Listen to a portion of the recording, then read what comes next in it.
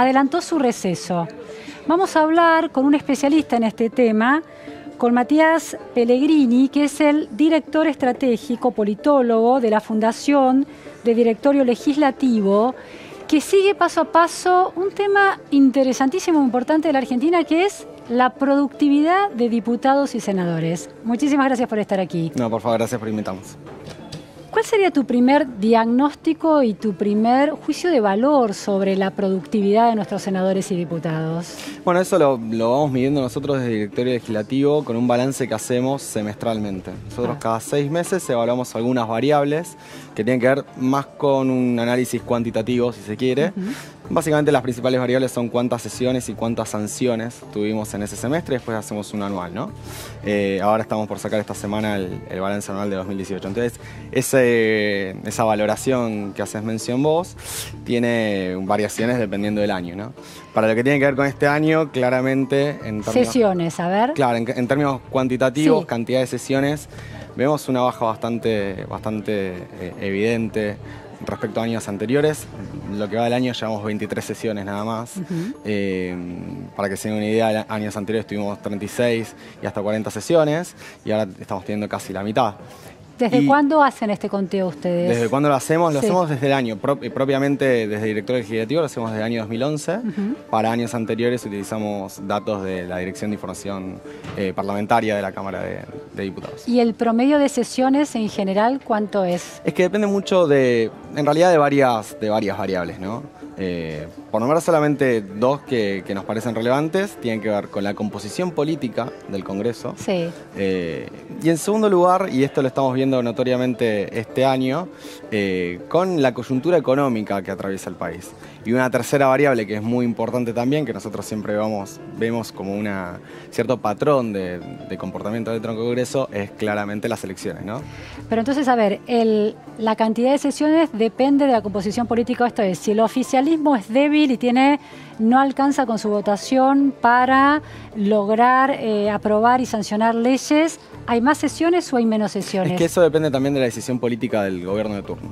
Por poner un ejemplo, en el año 2015, el último año de kirchnerismo con quórum propio en ambas cámaras, habíamos tenido incluso menos sesiones que este año. ¿Cuántas? 19. 19.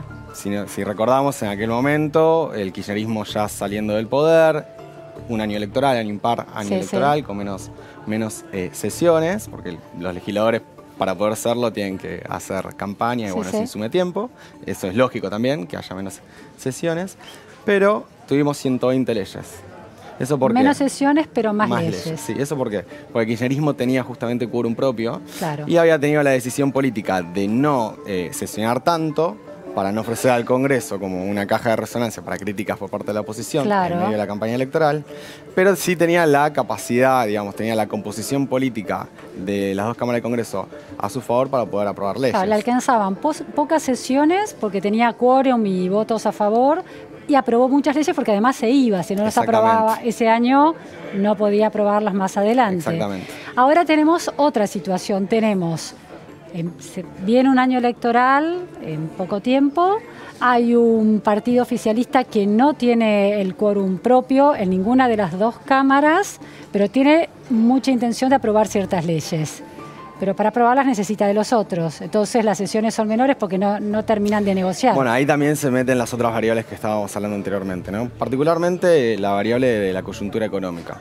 Si nosotros analizamos un poquito lo que fue el año 2018, podríamos poner cierto parteaguas en la actividad legislativa en el mes de mayo.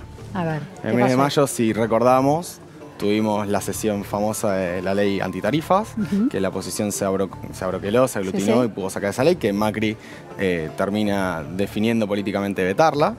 Y además fue el mes previo al anuncio del segundo acuerdo con el FMI y también estuvo la corrida bancaria. Digamos, fueron varias cuestiones que empezaron a mediar en la agenda política que hizo que el gobierno se retirase un poco de la actividad legislativa como para no ofrecer para no ofrecer ese escenario a la oposición, digamos. Pero hasta ese mes nosotros habíamos tenido una actividad legislativa que podríamos caracterizar como normal, digamos. Habíamos tenido la ley de mercado de capitales, la ley de defensa de la competencia. Te propongo ver las placas, unas placas que sintetizan algunos de estos números. Sesiones, la menor cantidad en la presidencia de Macri en el año 2018. 23 sesiones del Congreso contra 29 de 2017 y 38 de 2016. Claro, 2016 era el momento de poner toda la batería de cambios sobre la mesa, ¿no? Bueno, sí, así como analizamos este año 2018, esa placa es interesante para poder ver también el año 2017. Año impar, año electoral. Si nosotros analizamos cuándo fue la ventana de oportunidad del Congreso para trabajar más fuerte, vamos a ver que el gobierno tomó la decisión política de no ofrecer al Congreso como una caja de resonancia para las críticas de la oposición en medio de la campaña, pero que ni bien gana las elecciones en el mes de octubre, empieza a poner temas en agenda para que después del recambio legislativo del 10 de diciembre pasado se convocase a un periodo extraordinario donde se trató los proyectos más neurálgicos para el gobierno, ¿no? Reforma previsional, reforma tributaria, con diversos, con diversos con participación de la calle muy exactamente, activa. Por supuesto. Sí. Tenemos otra placa más que nos habla de las sanciones de leyes. El peor registro este año desde 1983. 36 leyes sancionadas contra 75 en 2007 y 96 en 2016. Matías, me interesa pensar la productividad del Congreso de Diputados y Senadores en términos de los salarios que ganan. ¿Cuánto cobra hoy un diputado o un senador en Argentina? Están rondando los 162.000 pesos. Eso de salario básico, digamos. No, en realidad tiene una dieta de 142.000, más los gastos de representación que están rondando los 20.000 pesos. Bien. Y además también tenemos dos variables más, si queremos, ¿no? Tenemos el desarraigo para legisladores que viven a más de 200 kilómetros de la capital federal y tenemos también los famosos canjes de pasaje, que a partir de este año, con un informe que sacamos nosotros, a partir de un pedido de información que hicimos a las cámaras, se modificó un poco el régimen.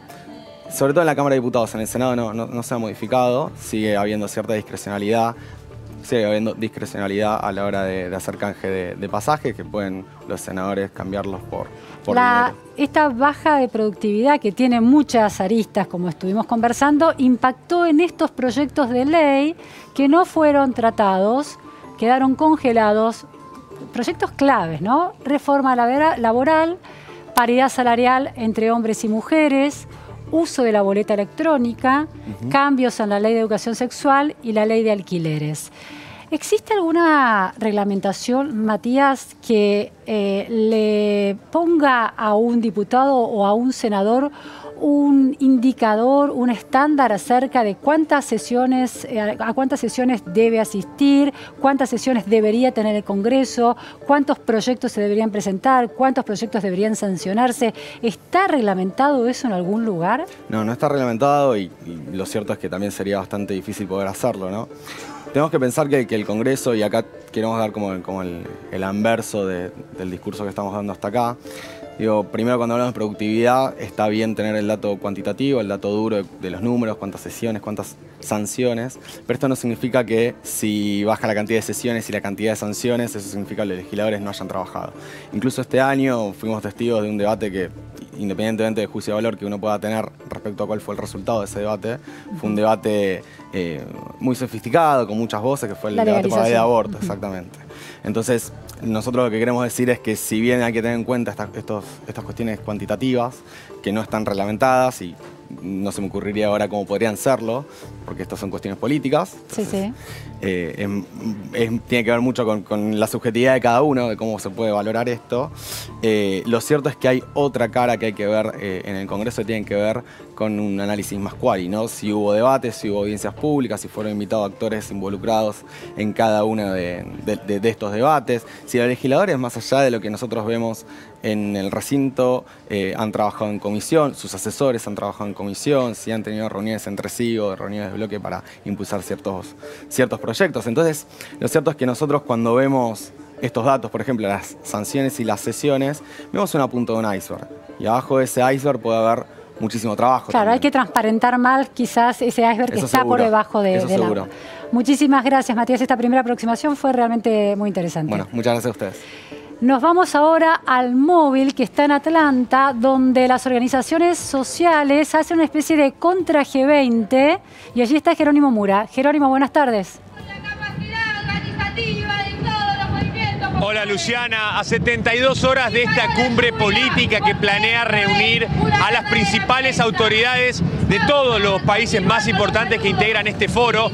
Bueno, se prepara acá donde estamos ubicados nosotros, Luciana, el anti-G20, que en este caso es organizado por las organizaciones sociales y algunos movimientos políticos opositores al gobierno de Cambiemos. La idea es manifestarse en contra, bajo el eslogan de no al G20, fuera Fondo Monetario Internacional, y prevén el viernes estar marchando. Al parecer sería una movilización muy importante, que sería a las 15 horas en Avenida 9 de Julio y San Juan, que por ahora no tiene bien definido hasta dónde llegaría, y esto tiene que ver con el gran operativo de seguridad que está previsto para el día.